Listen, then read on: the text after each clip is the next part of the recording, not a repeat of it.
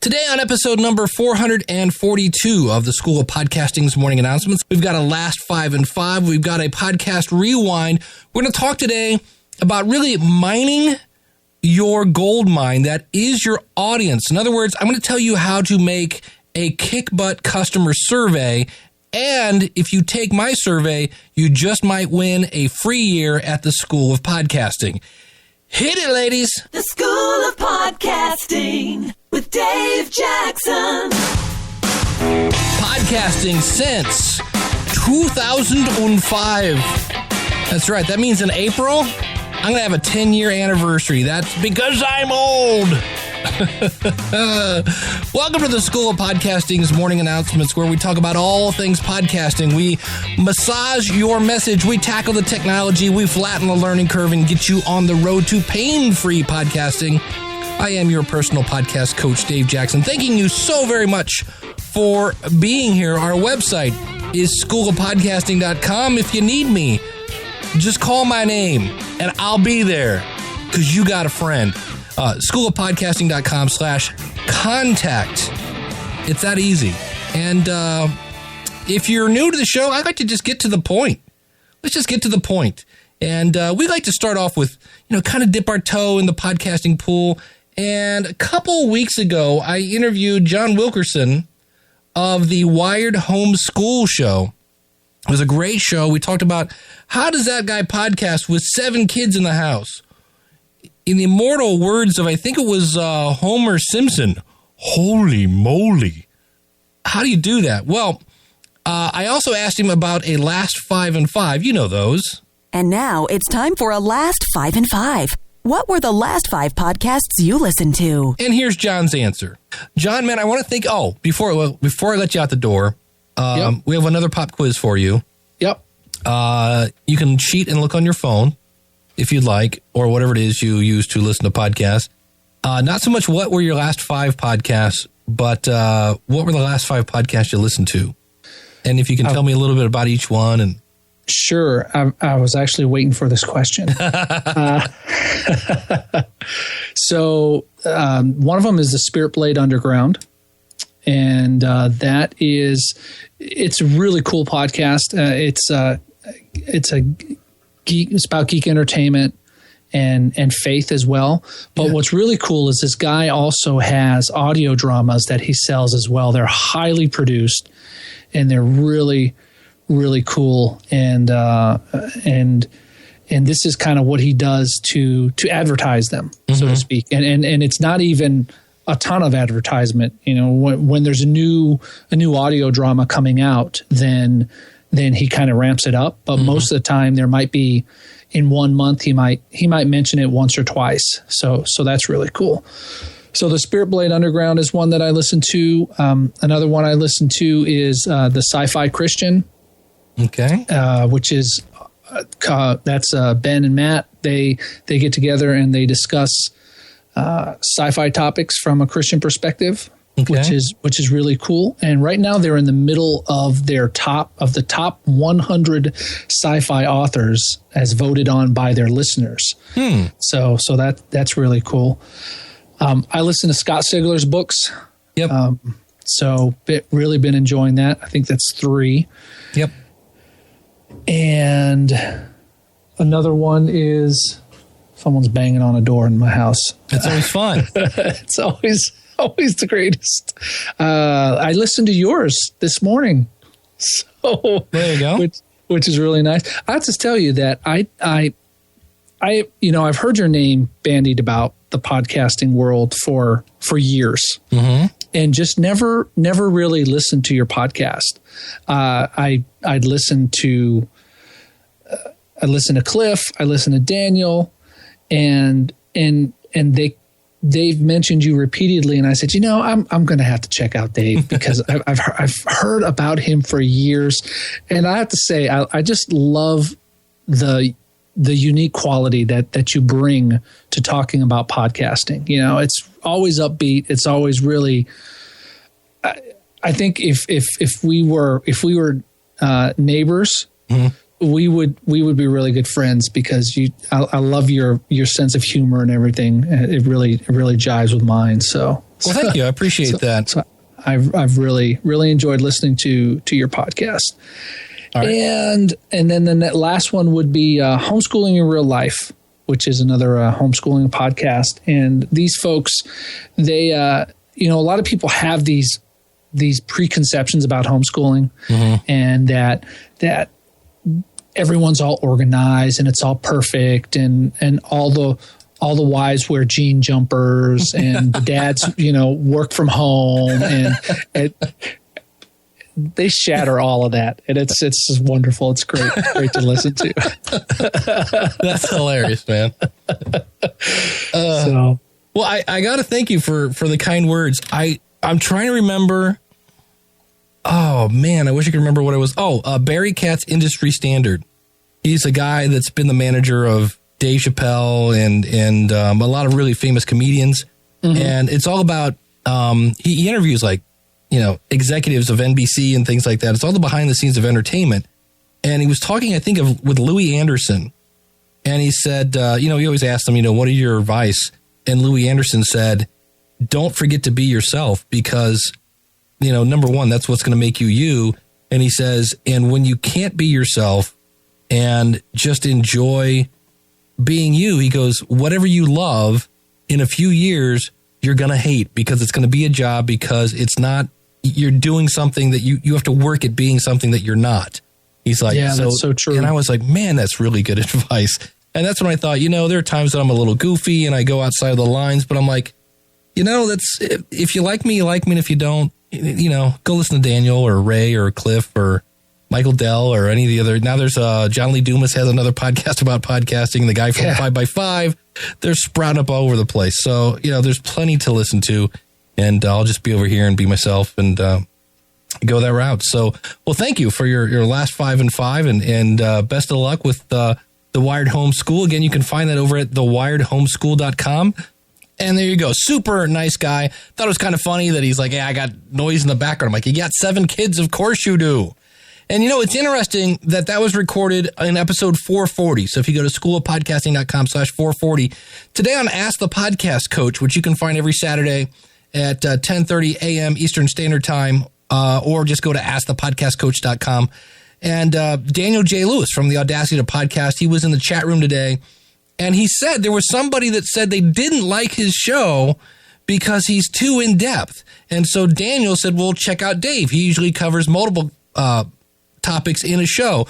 It's another advantage of knowing your, quote, competition is, there's going to be people that are like, what, Dave, you're a little too, the troll thing threw me for a loop. I'll be like, what, if you want in-depth stuff, one topic, go check out my friend Daniel J. Lewis over at the Audacity to Podcast. So, you're not going to please everybody. And if you can then point them to somebody that solves their issue, well, they might actually then like you because you help them. That's another way of looking at it. In case you missed it, it's time for a podcast rewind. All right, I had the pleasure of being on the Coach Zing show. We were talking about creating a compelling podcast. You can find that over at coachzing.com. Now, I'll have links to these out in the show notes at schoolofpodcasting.com/442. And here is a clip of us talking about, again, compelling podcasts. And what do you see as the biggest mistakes? I mean, you've helped tons of people through School of Podcasting and, through your own coaching to start podcasts. What do you see as the biggest mistakes that people make when they start getting out there and trying to start podcasts? There are a couple things. Number one, I always say write down maybe the first 5 or 10 episodes. Like here, not so much like write them out word for word, but what are the first 10 things you're going to talk about? Because it's really easy to fall in love with the idea of a podcast. And you're like, oh, this is going to be awesome. And so you go out and you spend money on a microphone and you do all this stuff and you get the software and you build the website. And then you sit down and you're like, okay, now what are we going to talk about? And then you go, okay, the first episode is going to be this. Like, okay, good. What's the second one? They go, I haven't got that far yet. And so you kind of, you get caught up in the, wow, this is going to be cool. And I hear all these great stories of people doing podcasting. and they kind of just jump in without thinking. And so that's one mistake. And then you have the other person on the other end who has paralysis by analysis, who they're trying to figure out which microphone and should I, do this and what's the right music and what picture, and they're really just overanalyzing it. And the magic is somewhere in between. And the other one I would think is if you're getting into, there's nothing wrong at all with making money with your podcast. But if your sole reason is getting into, I've had people who've called me up and they say, look, I just lost my job. I got to start a podcast now and I got to make some money. That's not going to work, because you actually, if you choose to monetize your podcast, and by all means, you don't have to, you are doing that based on the relationship you've created with your audience. And that relationship is going to take a little time. So I always feel bad for the person that calls me up. I'm like, yeah, I'm going to start podcasting. I'll do it tomorrow if I have to. And I got to make, how much money can I make by the end of the month? And I'm like, ooh, it just doesn't work that way at this point. I love that. And, one of the things that I think about with that, at least this has been, I wonder, what your experience has been with this, but, my experience is that, first of all, there are amazing rewards of podcasting beyond like you said, beyond just monetizing a podcast. But I have found that leveraging, like the relationships that I've made in podcasting, that has been, I certainly, that has made money for me. But like any relationship, those relationships took time to develop. Yep, always takes a little bit of time, but it is one of the greatest things about a podcast is when you go to talk to somebody that you want to talk to, and they're a big shot smarty pants, and they're like, look, I don't have time to talk to you. But you say, oh, by the way, will you come on my podcast? Oh, now they've got all sorts of time to talk to you. So the Coach Zing Show is dedicated to helping coaches, therapists, speakers, and authors work less, earn more, and help more people through creative content marketing strategies. Again, you can find that it's Coach and then Zing, Z-I-N-G. And the last clip is from the relaunch show. So I went to go get another job, and my original degree was in electronic engineering. And I'd done training for, at that point, about 15 years. So I had this great resume of all the experience, but I didn't have that piece of paper that said, you know how to do training. And as frustrating as it is, in some cases, places will not talk to you. In this case, unless I had a bachelor's degree in education. So I thought about it, and I was getting ready to move out of my brother's house because I'm like, look, I'm back on my feet. The lawyer's fees have been paid, and I went to work for my friend. That fell apart, and I said, man, this just stinks. Now I'm without a job, and I have no place to live. But I'm gonna get out of your hair. I told you I would. My brother said, no. He goes, you have something that most people don't have. And I go, what's that? He goes, you get to decide what you want to be when you grow up. And I'm like, well, I know I want to be a trainer. I've been always doing this.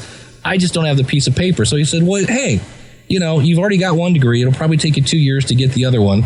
He goes, just hang out here. You're never here. You're in the basement all the time. And it's not a big deal. So yeah, at the ripe old age of, I think I was 42, I went back to school, which was great fun because you'd walk in and people would go, oh, are you the teacher? So yeah, the relaunch show is just about that. It's about how, in some cases, people have to relaunch your life. So if you're like, Dave, why are you talking about getting divorced in a podcast? That's a little more of the personal story there on that.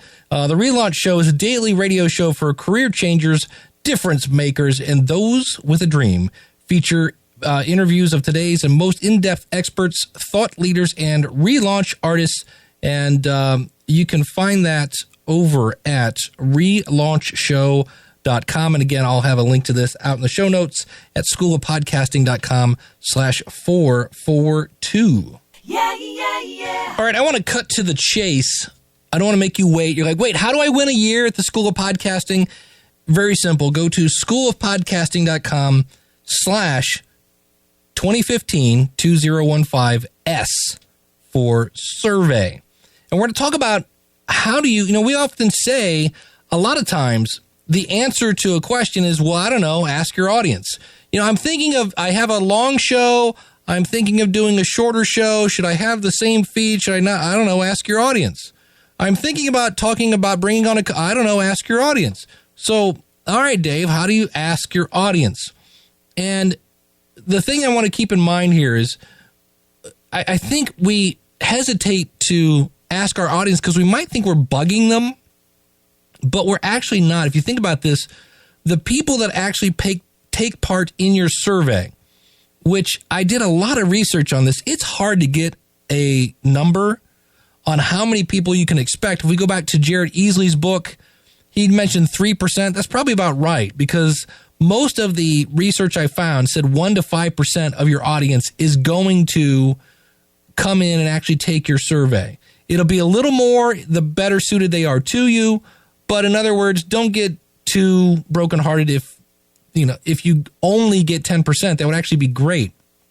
Now, there are some things we're going to talk about what you can do to increase that, like if you go to schoolofpodcasting.com/2015S, I'm going to pick somebody from that list of people that take my survey and give them a free year at the School of Podcasting. And yes, this is open to current members as well. So, first of all, what can you learn from an audience poll? Well, there's the obvious things, the demographics, what's your age, what's your sex, what's your income, what's your location, how many kids do you have, what's your favorite color? I don't know. Well, maybe not. But so that's one thing. That's the easy one. But you can also do things, especially if you're just starting out a podcast, in terms of expectations. So let's take my first podcast, The Marketing Musician. What if I went to somebody and said, hey, I'm doing a podcast for musicians. What do you think I should talk about? Leave it really open-ended and see what they think. And then maybe when you come up with a name, I always say if you come up with a name and say, my podcast is called The Marketing Musician Podcast, or let's take another one of my podcasts, Weekly Web Tools. What do you think it's about? Most people probably go, I don't know, web tools that you talk about weekly? Yes, very good.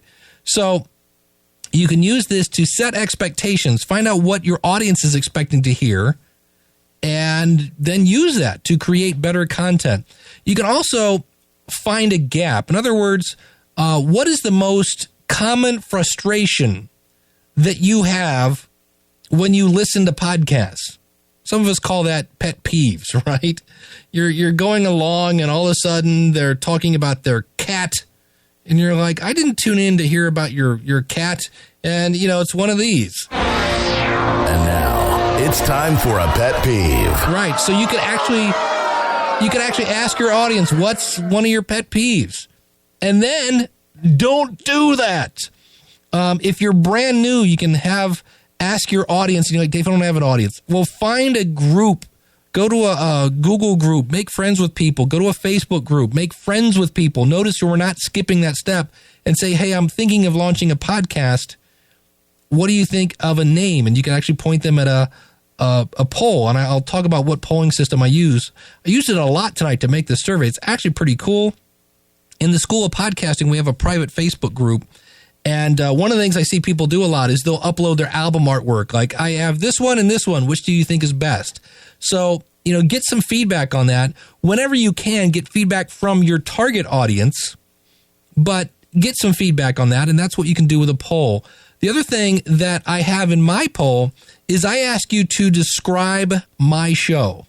It sounds weird, but I'm like, please describe. If you had to tell your friend about my show, how would you describe it? Now, the reason I'm doing that is you are my target audience. Now, how do I know that? Because you're listening right now. So I want to hear how you describe it, because it may be different than how I describe it. And as birds of a feather flock together, I'm going to take your words and use it in my marketing. Does that make sense? So you can understand how your audience sees you, because you may need to step back a bit and go, oh, I never thought of it that way. You can also have people rank your segments. So you can say, look, I do, last 5 and 5s. I do because of my podcast. I do product reviews. I do interviews. I do this and that. Rank these. Which one do you like the most? And you might find out that one thing you do about podcast history, nobody cares about that.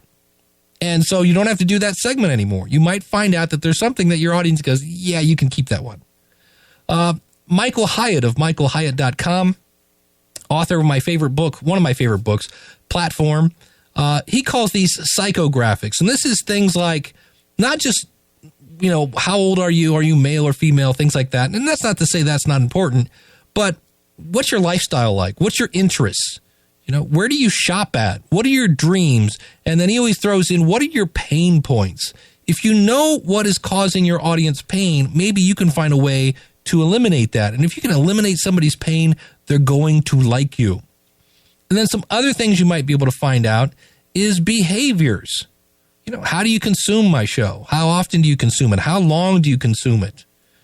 Where, again, your behaviors. Where do you shop? What's your favorite thing online? You could ask that because that might be insights into an affiliate program or a potential sponsor, things like this. There are all sorts of things you can learn from a survey. But before you do this, now, back in the day, like in my 20s, I was, 24, many moons ago. I was a copier technician, and my toe got into the training water as a customer service rep. And I would go out, because I had my technical background, I would go out and set up the copier, and then I would teach people how to run it, or really, between you and me, more importantly, how not to run it. And we eliminated a lot of service calls that way. But when the title of your job has the word customer service in it, everything falls under that. So I covered Ohio and most of Pennsylvania. I was running all over the place because, this boils down to customer service. And what drove me nuts is every year they'd be like, hey, let's do a survey. And they would start throwing out questions, and I would be like, time out, because this is so important. I would say, what are we going to do if we get a negative response? And they'd be like, huh? And I'd be like, yeah, what are we going to do if somebody says, I hate my copier, my salesman's a jerk? What are we going to do with that? Because there's one thing that is like the ultimate cardinal sin. And this goes in life, this goes in business, and that is never ask somebody's opinion and then do nothing with it. At least in business, if you're asking your customer, how we doing? And they go, meh, right? Because before you asked, they weren't sure if you cared or not. And now that you have asked and done nothing, they're confident you absolutely don't care.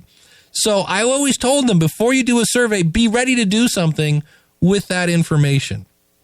So that's first things first. Have a plan in place. What am I going to do with this information?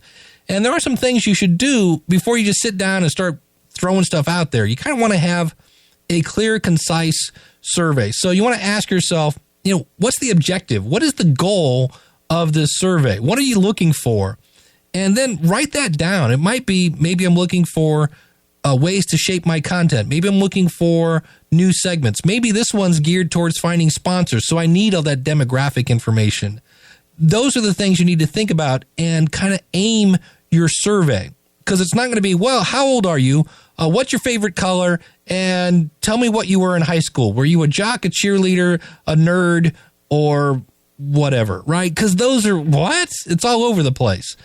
And you kind of want to have a goal, a focus of your survey.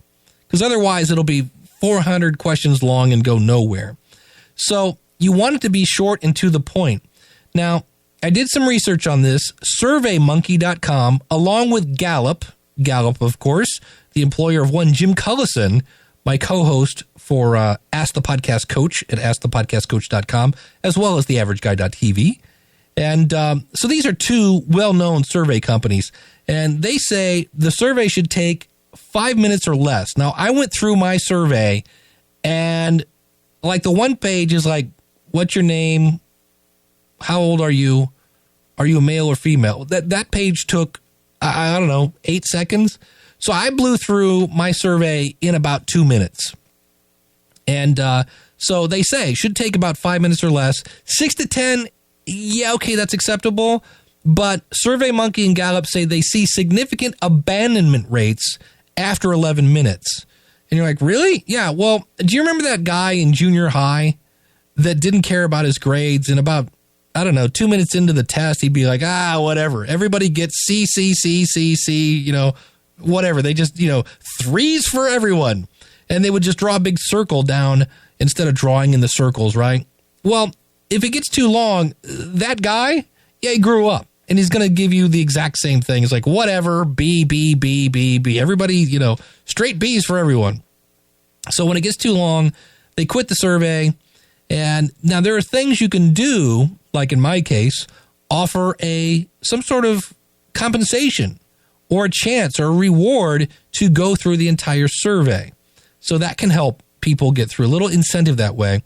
But people stop paying attention if it gets too long, or they just say, forget it ain't worth it.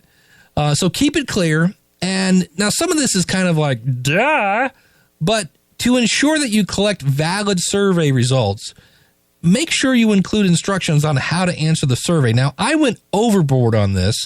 I actually recorded a YouTube video to kind of welcome you at my survey. I went through and recorded audio, and some of the questions, you actually can click a button and hear me explain the question, even though I just explained it in text sitting right there in front of you. So I want to make sure there are no questions about the questions. And so they need to be clearly stated so there's no misunderstanding about what's being asked. So avoid using things like, what do you think of the GBR? And you're like, GBR? Green bathroom? What? No, I don't. What's the GB? No, that's not a good question. And so you want them to be clear. You want them to understand completely. And an example might be if I say, what are your thoughts on categories? Well, the person that takes my survey might go, well, do you mean WordPress categories, Libsyn categories, iTunes categories? Which categories? Make it clear so that everybody knows exactly what you're talking about. And when you develop your questionnaire, you want to make certain you're asking the questions in a neutral way. In other words, that you're not leading them towards a particular answer. It sounds simple, but when you are writing the questions, you might actually put in some of your bias. So it might be saying something like, does this microphone sound better than the old crappy one? Well, okay, hold on now. A better way to word that might be, what do you think about the sound of this microphone? Don't lead them. You're leading the witness, sir. No, just leave it out there and let them share their feelings and their thoughts on that. Now, your survey is your survey. And a couple different articles mention that there is a little bit of a rule of thumb. And I guess this kind of makes sense. It says questions about behaviors, in other words, factual information, should be before those about attitude, where people have to think and do opinions and emotions and preferences. I think because they're a little easier, right? Are you alive? Yes. Those are easy. And then general questions should be before those that are more specific. So an example might be if you're asking again for something that's just open-ended, that you're not sure what the audience is going to put in, you might want to leave that towards, before the specific stuff, because you get them thinking. And this is where I'm not sure I agree with that one, but anyway, potentially sensitive questions should be asked later in the survey. Now, this one I do agree with, because it sounds weird. Once you've gone through all the easy questions, it's kind of weird. Even though it's a survey, some people kind of feel like it's a test. Even though you're like, no, there's no wrong or right answer questions. I'm looking for your opinion. But they do get kind of freaked out on that. So when you put these later, people kind of put their guard down, like, okay, they're not asking about anything that I don't want to reveal. And then you get to the final questions, and it's like, where were you last Tuesday, mister? So those are some thoughts. But in the end, think about it. Now, in mine, I have a little bit about, like, where do you consume the podcast? What do you consume it on? Things like that. Then I ask you kind of like, what are your philosophies about podcasting? That's in a section. So I kind of have different topics and then those questions for that section. Now, it makes it sound like it's a mile long. Again, most of these are one-click answers.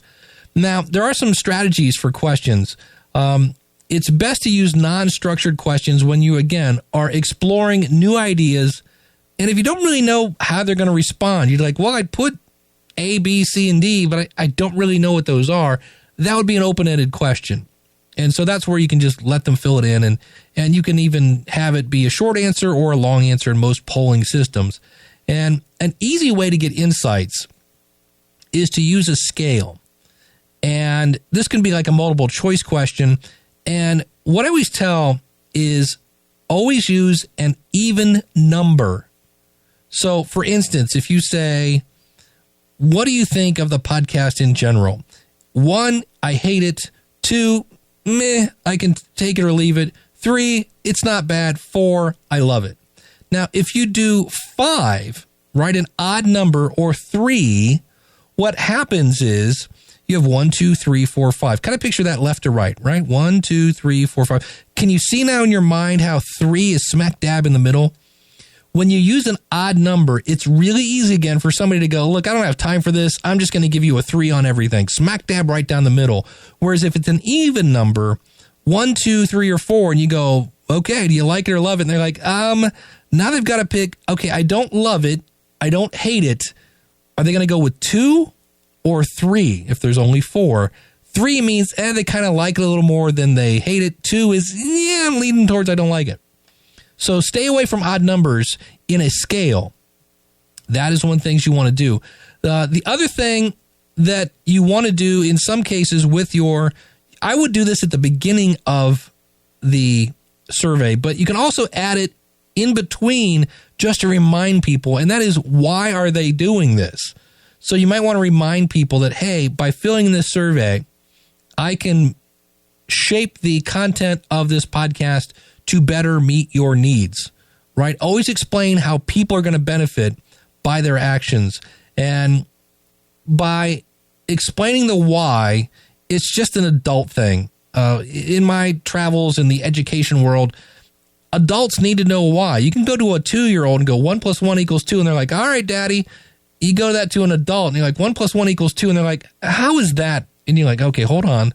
So you need to explain the why. It does come in handy that way. Now, the other thing you might want to do is keep some polling systems allow people to go, let me see where my results are compared to everybody else. And if you're asking questions that are somewhat sensitive, be sure to put at the beginning of the poll, these answers will be kept private, because some people don't want to answer stuff if it's going to go out onto the internet. Now, one of the things you can do to help people or incentivize, is that a word, incentivize? To get them to take your survey, what you can do, even if it's short, you may have, what's the word? People that are, do I want to take the survey? I'll do it later or whatever. You need to add incentives. You don't need to, but when in doubt, bribe your audience, right? That'll get more people to participate. Now, this could be something like, Amazon gift cards. I was at a Christmas party this holiday season with my wife. She's a nurse. We're at this big corporate thing, and I've never seen people lose their minds so quickly. These 2 DJs are on the score, and they're like, come on, everybody, we're going to partay. All right, we're going to Funky Town.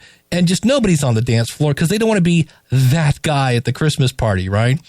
And so they came out and they said, we have 50 scratch-off lottery tickets to the first 50 people that get on the dance floor. And people lost their mind. It was almost like people getting trampled to get a lottery ticket so they could scratch it off and see that they won nothing. So I don't know how legal it is to offer lottery tickets, but it seems like a fairly, because I could offer you a lottery ticket. I think you have to claim it in Ohio. That's not going to work when you're in Zimbabwe. Podcasting is a global audience, but Amazon gift cards, things like that. Or if you have a service, like in my case, hey, you get a free year, not a free month, a free year at the School of Podcasting. So now the good news is the more you poll your audience, the better bribes you're going to be able to come up with, because you'll know your audience better. And so I want to talk about some of the free tools that I found. Yes, I said free tools that you can find to create a poll. First of all, in WordPress, there are a ton. And by that, I mean a lot. A really, really huge amount of plugins that'll help you do surveys. Some of them are free. Some of them are not. Again, I'll have links out at schoolofpodcasting.com/442. There's websites like SurveyMonkey. And if you're like, what's up with the monkey stuff? SurveyMonkey was the original company that later launched MailChimp. Hence the whole, monkey deal here. The only thing I dislike about SurveyMonkey, I've used them in the past, they allow you to have up to 100 responses, And the last time I used it, you could only have 10 questions. Now, again, if you're trying to get a quick, short, clear survey, you may not need more than 10 questions.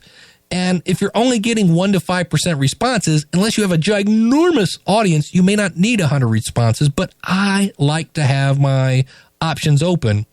And so I've looked around at a bunch, and I use PollDaddy. PollDaddy.com is owned by the people that make WordPress Automatic.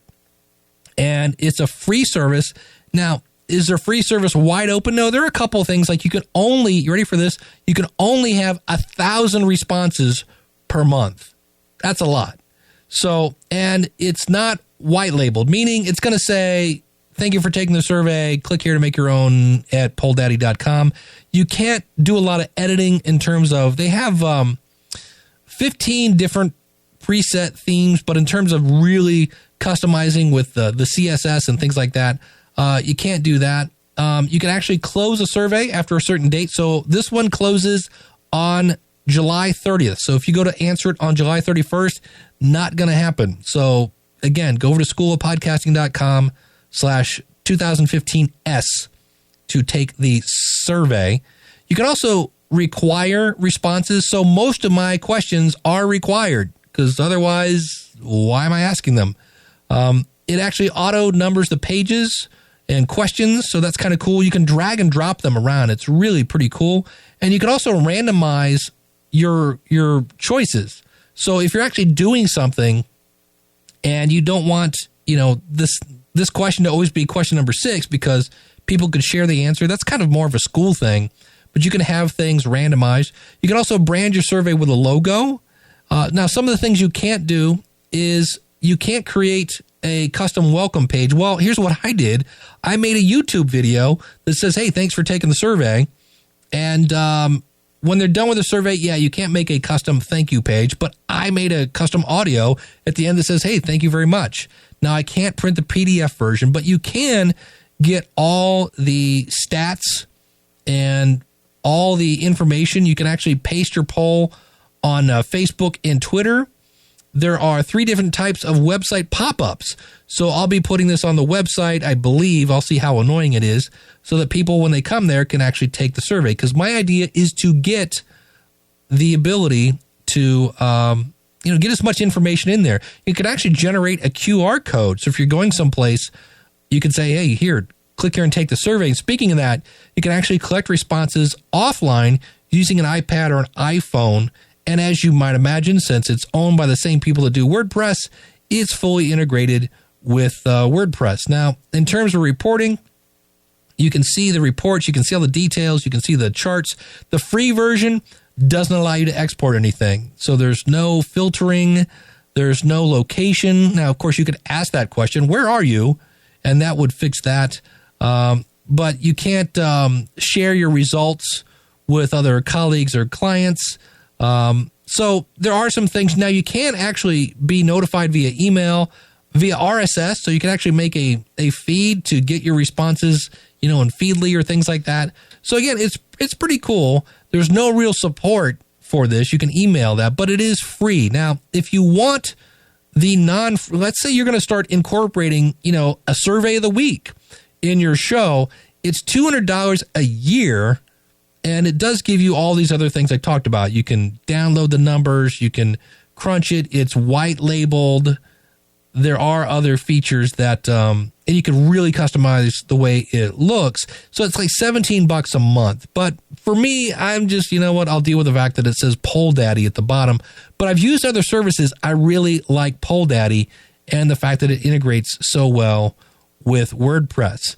So that it would be my solution for that. And like I said, I'm trying this. Oh, the other thing I want to point out, when you make a question, you can go in and say, I want to associate media with this. Well, I went, okay, audio. And of course it says, enter your short code. And I forget what I put in there, but it kind of said, it doesn't work. So I clicked the help button and it said, oh, the short code for audio is, you guessed it, SoundCloud. So I'm like, all right, I have a SoundCloud account. It's not my first string for audio, but I have it for, things like this. So I uploaded all my little blurbs that explain the questions to SoundCloud, and copied and pasted it into this, and it works fine. And then I saw the other button that said, yep, you can actually upload the video of the audio right to Poll Daddy. So I could have done that. In fact, you'll see on the last question when I found this particular option that the last button is a gray kind of 1 pixel out player kind of button. So you'll see that again when you go to schoolofpodcasting.com/2015S for the survey.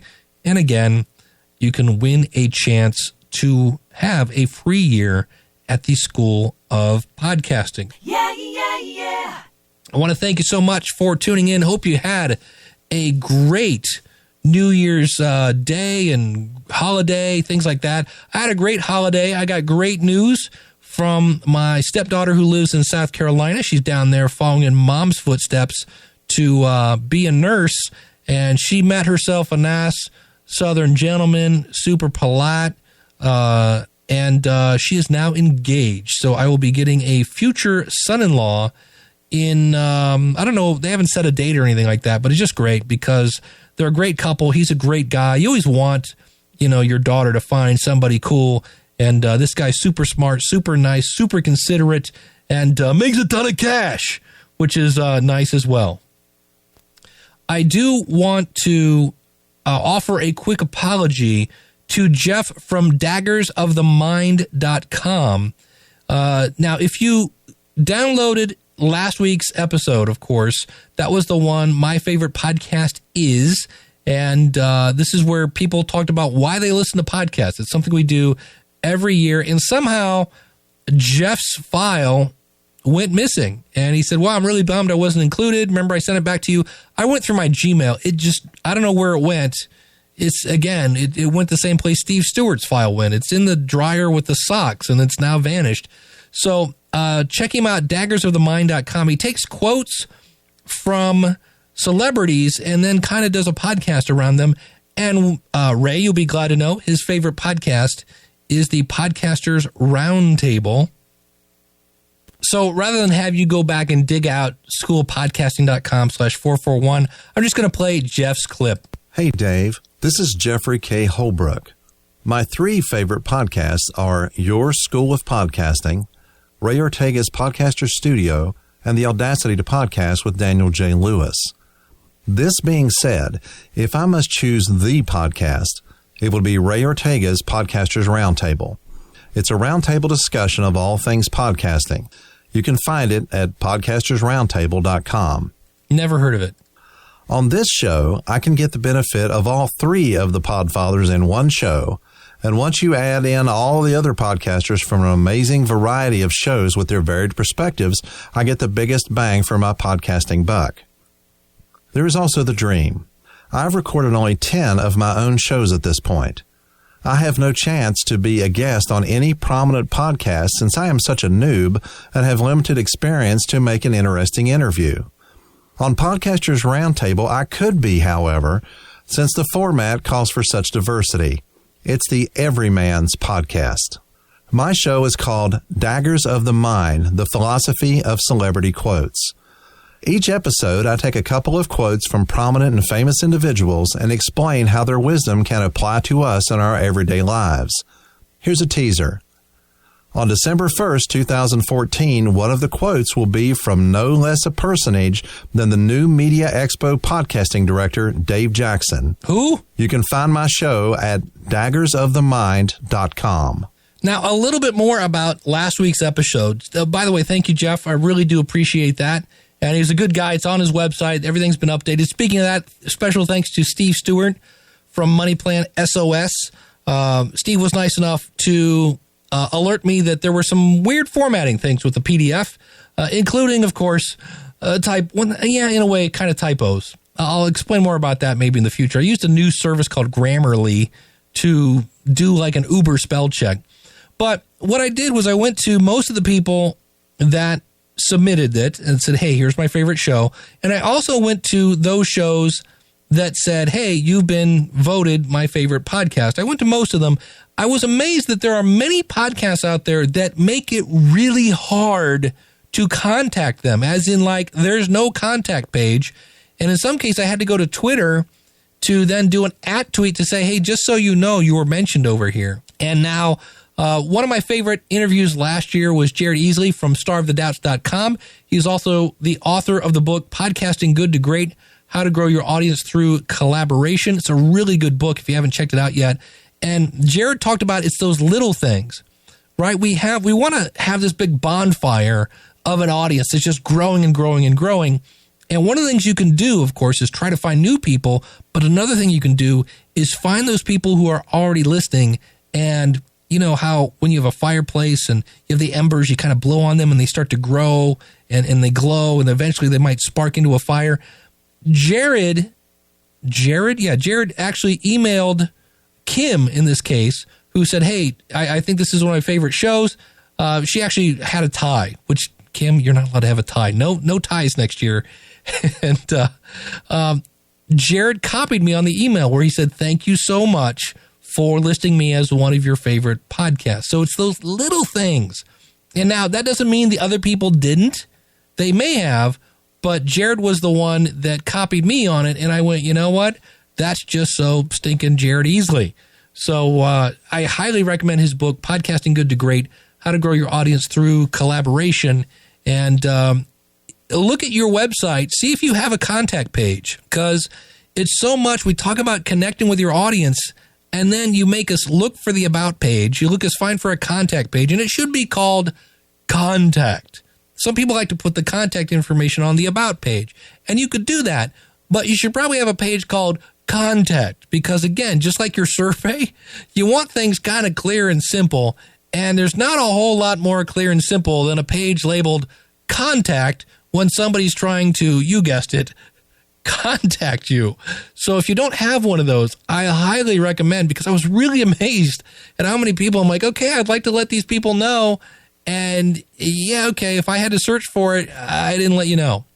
So, and in some cases, I knew the people and I just told them and things like that. So keep that in mind.